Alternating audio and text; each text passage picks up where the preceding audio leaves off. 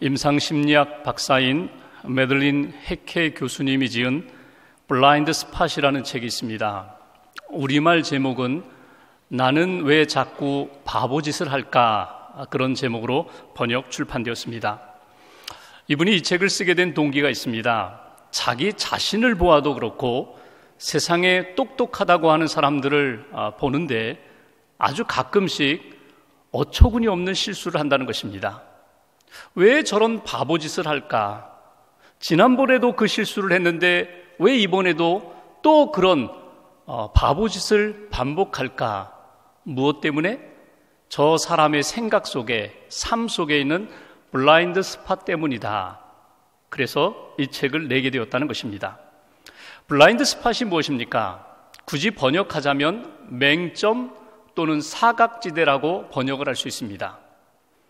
운전하시다가 차선을 변경할 때가 있습니다. 그러면 여러분 사이드미러, 옆에 있는 거울을 봅니다. 옆에 차가 없습니다. 그래서 차선 변경을 하려고 조금 움직이는데 옆에서 빵 하면서 내가 여기 있으니 들어오지 말라고, 그런 경험을 여러분 한두 번쯤 하셨을 것입니다. 분명히 내가 거울을 볼 때에는 차가 없었는데 그 옆에 사각지대에 차가 있었다는 것입니다. 그 보이지 않았던 그 지점을 블라인드 스팟, 사각지대라고 이야기를 합니다. 우리가 인생을 살아가면서 우리의 생각 속에, 사람들과의 관계 속에 블라인드 스팟이 있다는 것입니다. 그 책에 보면 10가지 보편적으로 사람들이 가지고 있는 맹점, 사각지대에 대해서 소개를 합니다. 그 가운데 대표적인 것 3가지를 소개하려고 합니다. 첫째, 자신이 무엇을 모르는지 그건 모르는 그런 블라인드 스팟이 있다. 내가 지금 뭘 모르는지 그것조차 모르고 그냥 생각 없이 살아가는 그런 사각지대가 있다는 것입니다. 저자가 한 번은 이런 경험을 했습니다. 파티를 준비하면서 출장 요리하는 곳에 음식을 주문합니다. 이런 음식, 이런 음식, 이런 음식 보내주세요. 그런데 그 상담하던 여직원이 아주 상냥하게 이렇게 이야기합니다. 저희 쪽에서 샤토브리앙도 제공하는데 어떠신가요? 그러자 이 저자가 그건 됐습니다. 와인은, 포도주는 저희가 직접 고르겠습니다. 그렇게 대답하는 순간 아주 어색한 침묵이 잠깐 동안 지나갑니다. 뭔가 실수했다는 거예요. 나중에 알고 보니까 샤토브리앙은 어떤 와인, 포도주를 이야기하는 것이 아니라 그것은 이 쇠고기 안심살 한 부분을 이야기하는 것입니다. 그러니까 자기는 샤토브리앙 하면은 프랑스산 포도주인가 보다, 그냥 자기 느낌으로, 자기 생각으로 그렇게 그냥 이야기하다가 크게 실수하는, 망신을 당하는 그런 경험을 했다는 것입니다. 여러분, 이 사람뿐이겠습니까? 모르면 물으면 되는데 샤토브리앙이 뭡니까? 그게 뭡니까? 그리고 물으면 아주 정확하게, 정직하게, 쉽게 이해할 수 있는데 그냥 내가 가지고 있는 생각대로, 느낌대로 그렇게 모르면서도 아는 척, 모르면서도 내 생각으로 그렇게 그냥 흘러가다가 실수하는 그런 사각지대가 있다. 그런가 하면 전체를 놓치고 부분만 집착하여 보는 그런 사각지대가 있다는 것입니다. 전체를 보지 못해요. 상황을 보지 못해요. 그 사람의 입장을 생각하지 못해요. 전체, 공동체 전체의 상황을 한 번쯤 생각하고 본다면 이해가 되는데, 양보할 수도 있는데, 기다릴 수도 있는데, 내 눈앞에 있는 그것만 집착해서 고집을 부리고 주장하고 이것이 옳다고 하다가 나중에 아이고 내가 실수했구나, 그때 내가 조금 기다릴 걸, 그때 내가 조금 더 넓게 볼 걸, 그런 사각지대가 있다는 것입니다. 중요하지도 않은 것, 필요하지도 않은 것, 거기에 대하여 너무 많이 알고 있고 그것만 붙잡고 사는, 내 눈앞에 있는, 내 손에 있는 그것만 잡고 살다가 전체를 보지 못하는 그런 사각지대가 있다. 또 하나는 자신의 결점을 보지 못한다는 거예요. 누구에게나 다 결점이 있고 약점이 있습니다. 그래서 옆에 가까운 사람이 조언을 해줍니다. 자네 이런 결점이 있어. 이건 좀 고치면 좋겠어. 그런데 아니라고 해요. 모두가 다 알고 있는데 자기의 결점에 대하여 자기는 인정하지 않아요. 보지를 못해요. 아니라고. 누가 조언한다면 그 조언을 절대 받아들이지 않습니다. 알지도 못하면서. 제대로 알지도 못하면서 그런 이야기를 했다고 오히려 그 사람을 나무랍니다. 이렇게 자신의 결점을 전혀 보지 못하고 내가 항상 옳다고 그렇게 주장하는 그런 블라인드 스팟이 있다. 이런 결점을, 이런 블라인드 스팟을 극복하는 방법에 대하여 그 책에서 몇 가지를 조언합니다. 그 가운데 제 마음에 드는 게 딱 두 가지가 있어요. 첫째는 내 관점, 내 입장, 내 감정만 바라보지 말고 큰 그림을 보라는 거예요. 큰 그림을 보라. 상대방의 입장에서 한번 바라보라. 높은 곳에서 한번 바라봐라. 신앙적으로 이야기해 볼까요? 하나님이 지금 이 상황을 어떻게 보고 계실까? 그거 한번 생각해 보라는 거예요. 예수님이라면 이 상황에 어떻게 하실까? 넓은 큰 그림을 볼 줄 알아야 자기에게 있는 이 사각지대를 극복할 수 있다. 또 하나, 생각이 필요할 때 아무리 바쁘더라도 잠깐 멈추어 서서 3분, 5분, 10분 동안 생각해 보라는 거예요. 신앙적으로 이해해 볼까요? 아무리 바빠도 기도하라는 거예요. 기도가 필요하다는 거예요. 사람을 만나기 전에 기도하고, 모임을 시작하기 전에 기도하고, 중요한 일들을 결정하기 전에 기도하면 하나님이 지혜도 주시고 믿음도 주시고 용기도 주시고 평안도 주시는데, 기도하지 않고 시작해서 실수하는 일들이 얼마나 많은가. 여러분들 일상을 살아가면서 여러분들이 가지고 있는 종종 실수하는, 보지 못하는 블라인드 스팟은 무엇입니까?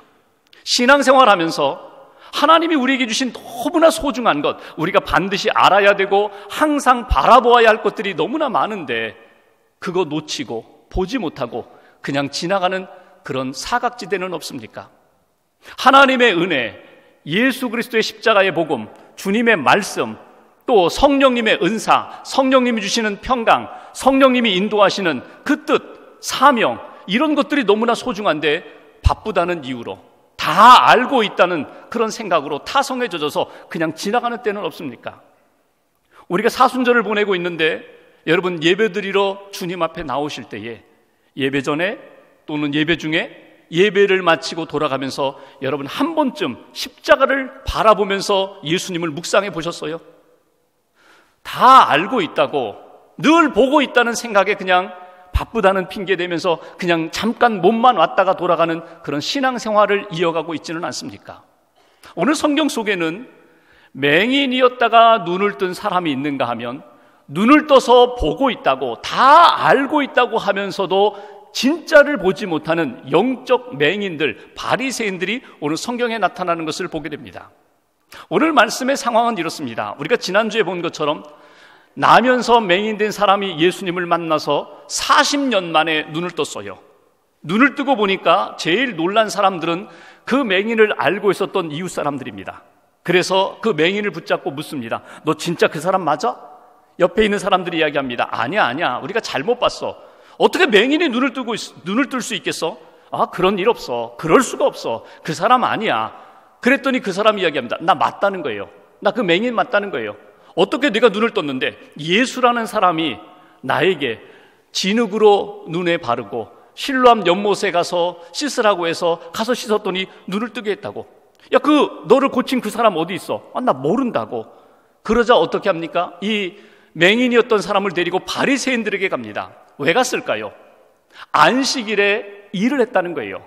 안식일에 이 사람에게 치유한 그 사람이 잘못했다는 거예요. 죄인이라는 거예요. 그래서 바리새인에게 데려갑니다. 바리새인이 묻습니다. 너를 고친 사람 어디 있느냐? 모릅니다. 누구냐? 예수라는 사람입니다. 그 사람이 나를 이렇게 해서 고쳐주었습니다. 도무지 이해가 되지 않아요. 받아들이기 어려워요. 그럼 그 사람 죄인이야. 안식일에 진흙을 바르는 일을 했으니까, 안식일에 내일 고쳐도 되는데 오늘 병 고치는 일을 했으니까 그 사람 죄인이야. 그러면서 이 바리새인들이 오히려 그 부모를 데리고 옵니다. 그리고 묻습니다. 정말 내 아들 맞느냐? 이 사람 맹인이었던 거 맞느냐? 이 사람 이렇게 눈 뜬 거 맞느냐? 부모가 이야기합니다. 다 맞다고. 우리 아들 맞고, 맹인이었던 거 맞고, 그리고 고침받아서 이제 눈을 뜨는 거 맞다고. 그 사람 어떻게 고쳤느냐? 부모가 제대로 이야기를 하잖아요. 출교당할까봐. 예수를 증언하다가, 예수 이야기하다가, 예수 믿는다고 하다가 출교당할까봐 부모가 제대로 답변하지 않아요. 그래서 이번에는 바리새인이 그 눈뜬 맹인에게 직접 묻습니다. 한번 본문 24절 말씀 보실까요? 24절, 요한복음 9장 24절 제가 봉독합니다. 이에 그들이 맹인이었던 사람을 두 번째 불러 이르되 너는 하나님께 영광을 돌리라. 우리는 이 사람이 죄인인 줄 아노라. 이 사람, 예수가 너를 눈뜨게 한 이 사람이 죄인인 줄 아노라. 죄인이 눈을 뜨게 했다면 너 돌아다니면서 예수가 나를 고쳤다고 떠벌리고 다니지 말아라. 그거 하나님의 영광을 가리는 일이야. 왜? 죄인이 눈을 뜨게 했으니까. 하나님이 너를 눈뜨게 해야 되는데, 의로운 사람이 너를 눈뜨게 해야 되는데, 안식일에 일한 그 사람이 너를 눈뜨게 했으니 너 예수가 너를 고쳤다고 그렇게 떠벌리고 다니지 말아라. 겁을 주고 있어요. 하나님의 영광을 가리는 일이야. 바로 그때 오늘 우리에게 주시는 첫 번째 교훈이 있습니다. 25절 말씀 보십시오. 25절 같이 봉독합니다.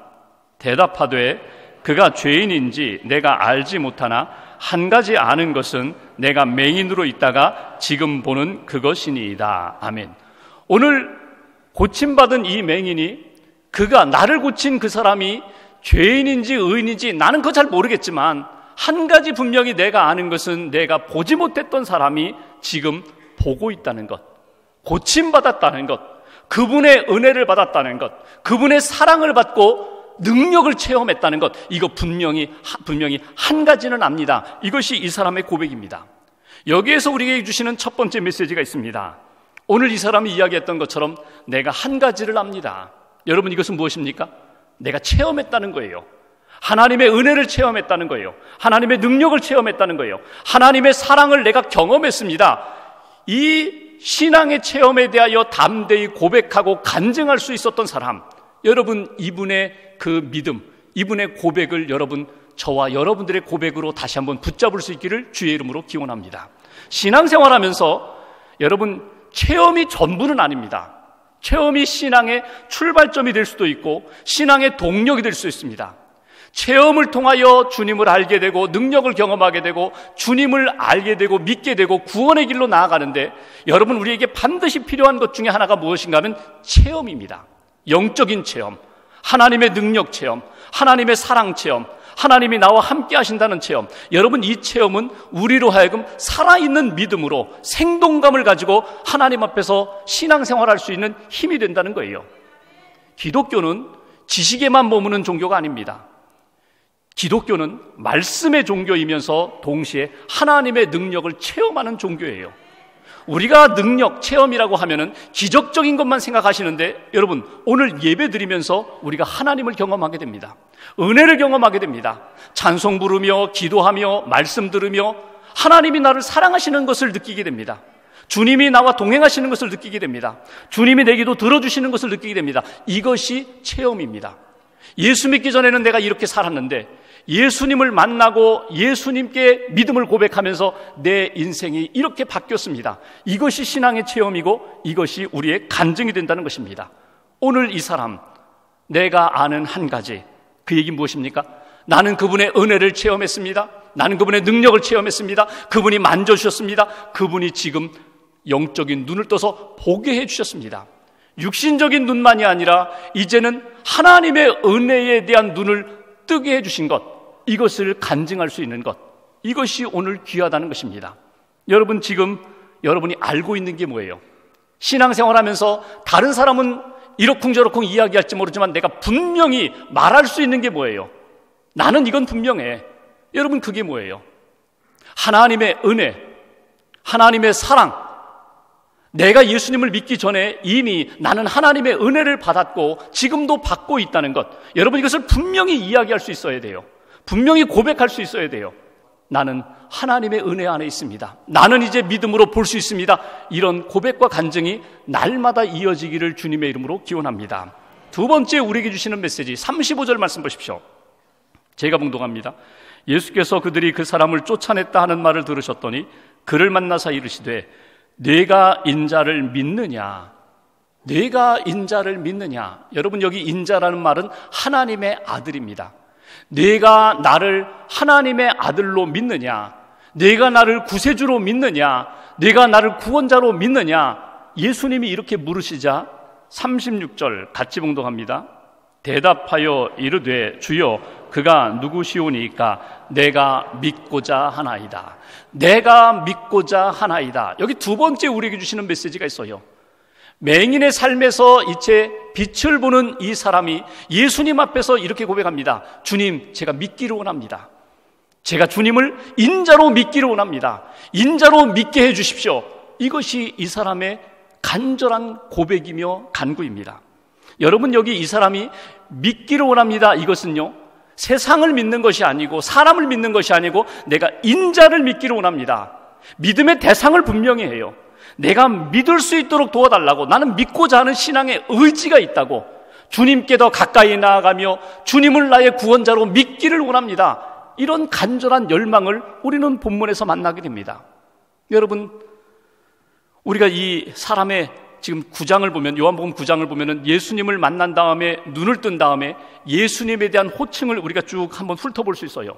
처음 11절에서는 그는 이렇게 표현합니다. 너 누가 고쳐주었느냐? 예수라 하는 그 사람. 그 얘기 뭐예요? 나사렛 예수. 예수라 하는 사람이 나를 고쳐주셨다고 해요. 예수라는 아주 자연적인 이름, 세상적인 이름을 이야기해요. 그러다가 17절에 가면 바리새인이 너 누가 고쳐주었느냐? 그때 그는 이렇게 얘기합니다. 선지자가 고쳐주었다고. 선지자. 그 얘기 뭐예요? 하나님이 보낸 사람, 하나님의 능력을 행하는 사람, 하나님의 말씀을 전하는 사람. 세상 사람이 아니라 세상 속에 있지만 하나님이 보낸 그 사람이 분명히 나에게 능력을 행해 주셨다고. 그러다가 오늘 35절에 이르러서는 네가 인자를 믿느냐? 예, 믿기를 원합니다. 제가 인자를 믿기를 원합니다. 하나님의 아들을 믿기를 원합니다. 구원자를 믿기를 원합니다. 그의 예수님을 향한 호칭이 이렇게 바뀌면서 믿음이 성장해 나아가는 것을 보게 됩니다. 여러분, 지금 이것은요, 오랜 시간 동안 이어진 것 아닙니다. 한나절, 하루에 이루어진 일이에요. 여러분, 우리가 우리 자신의 믿음을 점검해 보면서 내가 주님께 가까이 나아가고 있는가? 주님을 향한 믿음의 열정이 더 강해지고 있는가? 주님을 향하여 고백하면서 나의 주님이라고, 나의 구원자라고, 하나님의 아들 되심을 나는 믿는다고, 이런 믿음의 열망이 우리 안에 있는가? 여러분, 오늘 이 사람의 모습을 보면서 참 믿음의 자리로 주님께 가까이 나가는 모습을 통하여 우리 자신을 다시 한번 점검해 볼 필요가 있습니다. 믿기를 원한다. 이제는 내 관심대로 사는 인생이 아니라 나의 주인 되시는 그분의 관심에 맞춰서 살고 싶습니다. 내 가치관이 아니라 인자 되시는 하나님의 아들 되시는 그분의 가치관에 내가 맞추어서 그 가치관대로 내 인생의 방향을 정하겠습니다. 그분의 뜻에 맞추어서 내 인생의 목적과 방향을 그 뜻 가운데 살기를 원합니다. 이런 믿음의 고백, 이런 주님을 향한 열정이 우리 안에서 식지 말아야 한다는 거예요. 예수님의 12제자 가운데 예수님에 대하여 알기는 너무 많이 알았는데 끝까지 믿지 않았던 제자 한 사람 있죠. 가룟 유다. 여러분, 12제자 가운데 가장 똑똑한 제자입니다. 자기가 생각해도 똑똑하고 다른 사람들이 생각해도 다 똑똑한 제자. 그래서 예수님 이 제자들 가운데 돈주머니를 쥐고 있잖아요. 회계를 담당했잖아요. 여러분, 가룟 유다는 너무나 똑똑해요. 그래서 지금 예수님이 십자가를 지시고 지금 이렇게 진행돼 가면은 어떻게 될지를 다른 제자들은 멍청해서 그냥 생각도 없이 그냥 걸어가는데 가룟 유다는 다 계산이 나왔어요. 이대로 가면은 예수 죽고 그 다음에는 우리 죽는 거야. 예수 십자가 지면은 그 다음에는 우리 십자가 지는 거야. 우리가 죽는 거야. 계산이 나와서 어떻게 합니까? 발 빠르게 빨리 은 30에 예수를 팔아넘기고 그냥 자기는 빠지려고 했죠. 아는 건 많아요. 아는 거는 많지만 그는 끝까지 예수님을 믿고자 하지 않았어요. 믿고자 하지 않아서 마지막에는 어떻게 됩니까? 예수님이 십자가 지시는 상황에서 나중에 십자가 지신 다음에 은 30냥 성전에다 던지고 자기는 스스로 목숨을 끊잖아요. 여러분, 우리가 신앙생활하면서 몸만 나오는 것이 아니라 우리의 믿음과 인생의 방향이, 우리의 뜻과 중심이 주님을 향하고 주님께 믿기를 원합니다. 주님의 제자로 살기를 원합니다. 주님의 뜻 가운데 내 인생 드리기를 원합니다. 여러분, 이런 신앙의 열정이 우리 안에 있는가 점검하시라는 거예요. 또 한 제자 소개할까요? 도마라는 제자. 의심이 많아요. 예수님이 부활하신 다음에 제자들에게 나타나는데 그 자리에 도마가 없었어요. 나중에 도마가 오자, 야, 우리가 부활하신 예수님 만났어. 그랬더니 거짓말. 믿지를 않아요. 나중에 부활하신 예수님이 도마를 만나신 다음에 예수님이 도마에게 하신 말씀이 무엇입니까? 믿는 자가 되라는 거예요. 의심하는 자 되지 말고 믿는 자가 되라고. 너 와서 좀 만져봐. 너 좀 와서 만져봐. 그때 도마가 나중에 예수님께 뭐라고 고백합니까? 나의 주 나의 하나님, 제가 믿습니다. 제가 믿습니다. 정말 우리 안에 의심도 있고 세상적인 생각이 있다 할지라도 내가 정말 믿기로 합니다. 주님의 자녀가 되기로 합니다. 이런 믿음의 열정과 믿음의 방향이 분명하다면 여러분, 우리의 인생은 분명히 달라질 것입니다.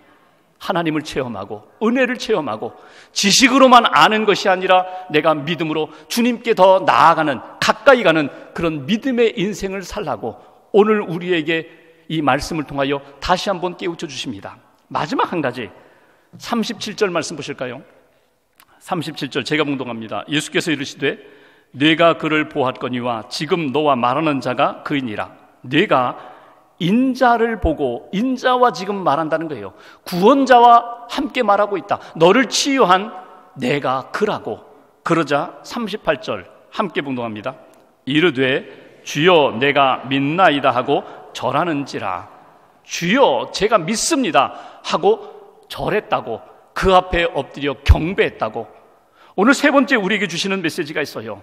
정말 내가 예수님을 나의 구주로 믿을 뿐만 아니라 그 믿음이 항상 주님 앞에 엎드려 경배하는 그런 인생을 살라고 오늘 우리에게 말씀을 통하여 교훈해 주십니다. 여기 주님이라는 것은 무엇입니까? 나의 삶을 다 바쳐서 내가 섬겨야 할 뿐입니다. 그분은 나의 주인 되십니다. 그분은 나의 구원자가 되십니다. 절한다는 것은 무엇입니까? 믿음을 가지고 예수님 앞에 경배하는 것, 엎드려서 나는 당신을 따르겠습니다. 나는 당신 뜻 가운데 살겠습니다. 예배하는 자의 모습으로 오늘 서는 것을 우리가 보게 됩니다. 여러분, 우리가 믿음이 있기 때문에 예배를 드립니다. 예배를 드리면서 믿음을 확인합니다. 내 고백을 가지고 주님 앞에 나와 예배 드립니다. 믿음이 예배하는 것으로 증명됩니다. 예배를 드리면서 하나님의 더 크고 놀라운 은총을 받으면서 내 믿음이 더 강해지고 더 높아지고 더 힘이 있어진다는 것입니다.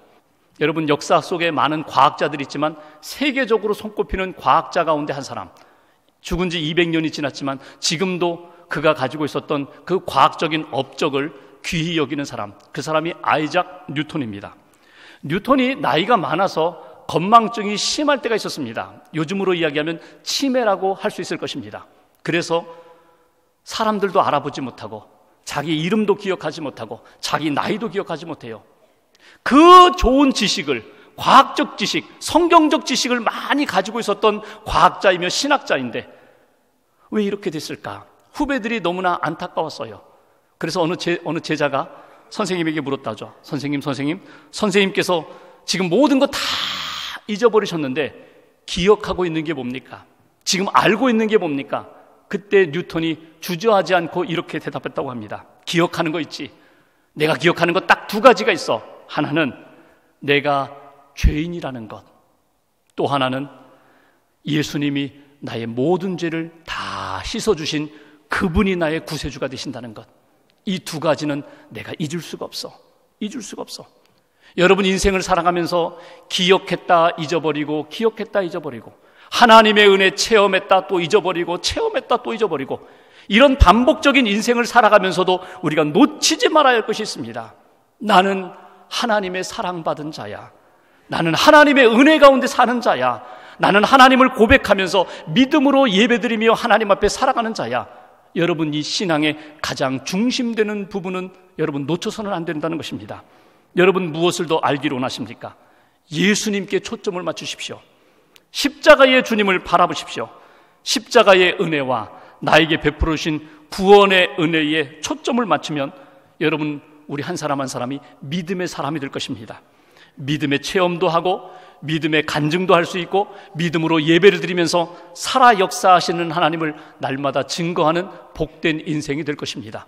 오늘과 한 주간 동안 영적인 눈을 떠서 하나님을 날마다 바라보면서 믿음으로 세상을 바라보면서 주님의 은혜 안에 살고 있는 나 자신을 바라보면서 하나님 앞에 영광 돌리는 그런 복된 한 주간 되시기를 주님의 이름으로 축원합니다.